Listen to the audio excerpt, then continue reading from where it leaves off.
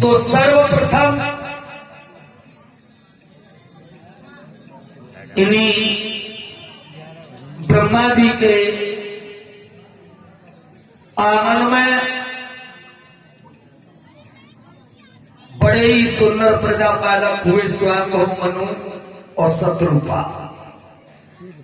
ये भुजाओं का मंथन किया तो दाएं अंग से पुरुष और बाम अंग से एक लड़की पैदा की। कचलो कहते हैं कि जब दुनिया में नर पहले आओ या नारी। कछु कहते हैं कि आदमी बड़ो है और पत्नी छोटी है, यानी नर बड़ा है और नारी छोटी है। नहीं, ना नर बड़ा है और नारी बड़ी है, दोनों बराबर है और दुनिया में दोनों संग ही आए। क्योंकि पहले एक था, कौन? ईश्वर। थोड़ा यथार्थ की ओर आ जाओ। जैसे 1 रुपया होता है ना, तो उसका क्या किया जाता है? जोड़ा है? आधा आधा करके भाग करते हैं। तो पहले 1 रुपये को 2 भागों में बांट दिया है, शरीर से उत्पन्न किया ना मनु शत्रुपा को। और जब भुजाओं का मंथन कर रहे थे, आगे कथा आएगी, कल श्रवण कराऊंगा। हाँ, तो मैं अभी केवल शिव चरित्र की ओर जाना चाहता हूं। प्रथम जब भुजाओं का मंथन करते समय ब्रह्मा जी के भ्रुकुटी से पसीना आया। देखो, ये सृष्टि रचना आपको भागवत के हिसाब से सुना रहा हूं, और भी बताऊंगा और तरीका से, वेद की तरफ से भी बताऊंगा, शास्त्र की ओर से भी बताऊंगा। भक्तों, धीरे धीरे जब समय व्यतीत हुआ तो उस पसीने को ब्रह्मा जी ने छिटका तो एक रोता हुआ बच्चा पैदा हुआ भ्रुकुटी से। क्रोध में पैदा किया था ना, गुस्से में, मनु शत्रुपा को। तब पसीना आया भौएं पर। रोता हुआ बच्चा पैदा हुआ, उस बच्चे का नाम रखा रुद्र। बोलिए रुद्र भगवान की। कहने लगे, कहो पितामह, मुझे क्या आदेश है?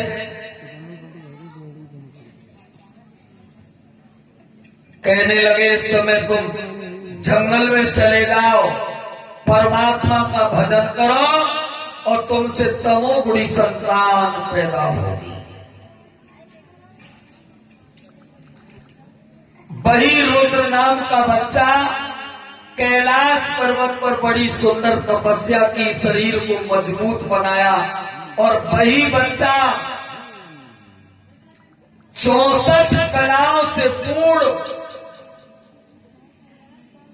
भगवान शंकर के नाम से जाने गए। बोलिए शंकर भगवान की। अनेक नामों से, शिव नाम से भी जाने जाते हैं। शिव किसे कहते हैं? शिव का अर्थ समझना। शिव व्याकरण से अर्थ कर दो। हाँ, थोड़ी बातें बता। ए लली, ए राम कली, बात रही। हाँ, देखो मेरे भक्तों, शिव, शिव का अर्थ है जो क्रोध को पी ले, वही शिव है। जो बोलता हुआ पुरुष है वही तो शिव है। और बोलता पुरुष निकल जाए तो क्या रह जाएगा? सब। और शिव से ई की मात्रा हटा दो तो क्या रह जाएगा? सब। मिट्टी तो रह जाएगी। तो भगवान शिव के नाम से जाने गए। इनका विवाह ब्रह्मा जी के जो पुत्र थे 10 में, जिनका नाम था दक्ष, प्रजापति। दक्ष किसे कहते हैं? शरीर का कौन सा हिस्सा दक्ष का है? परीक्षित महाराज अंगूठे का नाम है दक्ष। ये बहुत धनी होता है, यही तो राजा है। हाथ में 5 उंगली है, इसका नाम है दक्ष। इसे कहते हैं तर्जनी। इसमें तमोगुण हो तो लड़ाई होती ना, तो सबसे पहले जय तो चलते हैं। जय तो विनाश की सीढ़ी है। इसके पास में 2 उंगली है, इसका नाम है मध्यका। बीच में जो होती है उसे कहते हैं मध्यका या मध्यम। इसके पास में इस उंगली का नाम है अनामिका। ये वाली उंगली है अनामिका। सबसे छोटी जो उंगली है इसका नाम है कनिष्ठा। इन्हीं दक्ष के आंगन में 60 कन्याएं भाई। कितनी? 60। ये 60 में से 27 तो चंद्रमा को विभाई गई। आगे कथा आएगी। कुछ देवताओं को, ऋषियों को विभाई गई। उनमें से एक सती नाम की कन्या भगवान शिव को विभाई गई। एक दिन भोलेनाथ मैया सती के साथ में पर्वत पर बैठे हैं और उधर त्रेता की बात थी। उस समय भगवान मर्यादा पुरुषोत्तम श्री राम अपने लघु भ्राता लक्ष्मण के साथ सीता की खोज करते हुए जा रहे थे, तो भगवान शिव ने देखा। जब शिव ने देखा तो मेरे प्रिय भक्तों, आका भगवान शिव ने मर्यादा पुरुषोत्तम राम को प्रणाम किया।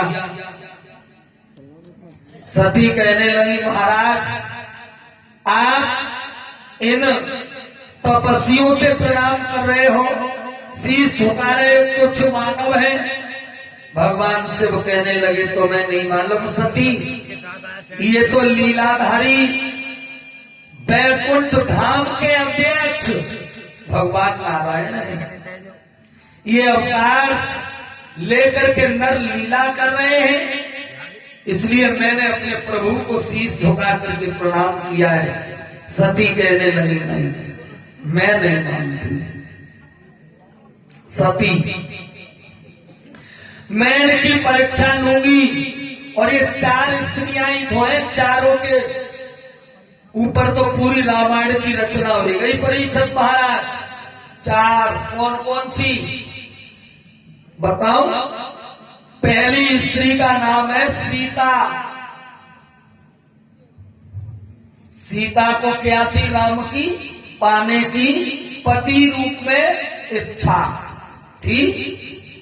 स्वयंवर में जब राम पहुंची तो पति रूप पाने की इच्छा थी। और जब पति मिल गए, और दूसरी स्त्री का नाम है सूपनखा। कछुले लोग कहते हैं सूपनखा, रामायण में सूपनखा शब्द नहीं है, सूपनखा है, खाए पीछे। भक्तों, जब ये पंचवटी पर आई थी तो भगवान राम के पास आई। किस लिए? काम इच्छा लेते कि मुझे राम मिल जाए। लक्ष्य एक ही है, राम को पाने का, लेकिन मार्ग दोनों के बदल गए। सीता की थी इच्छा और सूर्पणखा की है काम इच्छा। और तीसरी स्त्री का नाम है शिवरी। सदियों से पलकें बिछाई बैठी थी, एक दिन मेरे राम आएंगे, है ना। तो क्या कर रही थी शिवरी? भगवान की प्रतीक्षा। पहली स्त्री की इच्छा सीता, दूसरी की काम इच्छा सूर्पणखा, तीसरी शिवरी। ये क्या कर रही थी? राम को पाने की प्रतीक्षा। चौथी स्त्री का नाम है सती।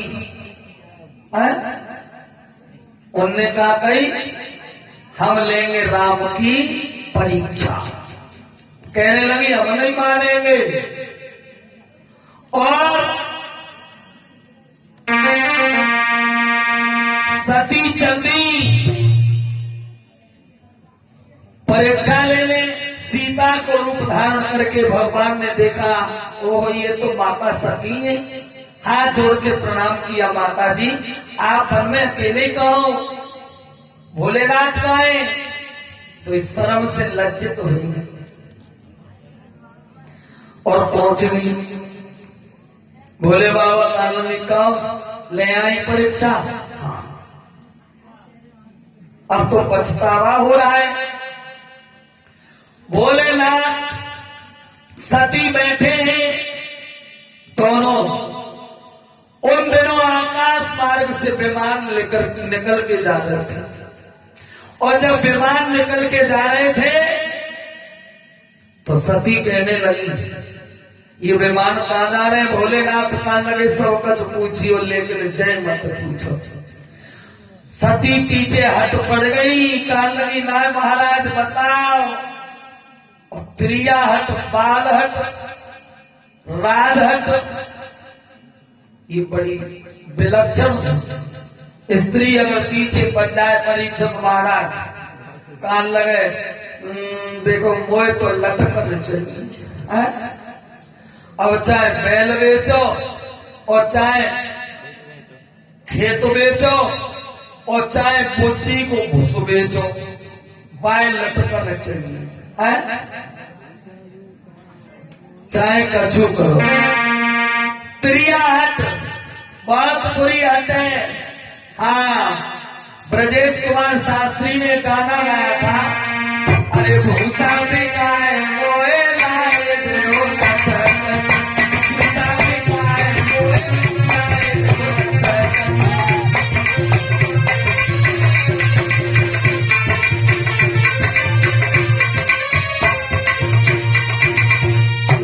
माफ करना, कथा बहुत है, गाना बहुत लंबा है। हट पड़ गई सती महारानी। तो भोलेनाथ कहने लगे तुम्हारे पिता राजा दक्ष के यहाँ जा रहे हैं, सभी देखना। क्यों? उनके यहाँ यज्ञ रची है, सभी की दावत है, निमंत्रण में जा रहे हैं। सती कहने लगी ऐसा नहीं हो सकता। और क्या क्या बोली? सुनो भोलेनाथ, एक ही बात बोली है, अरे अरे पिता ने यज्ञ रचाई और मैना बुलाई भारत।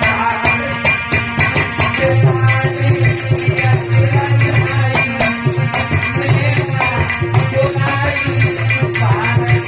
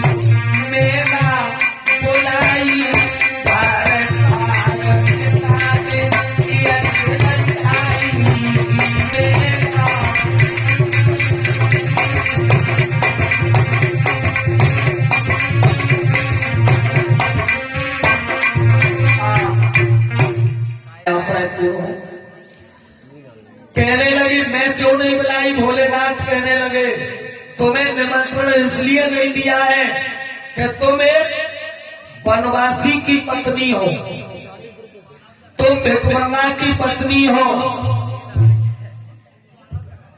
इसलिए मुझे निमंत्रण नहीं दिया गया।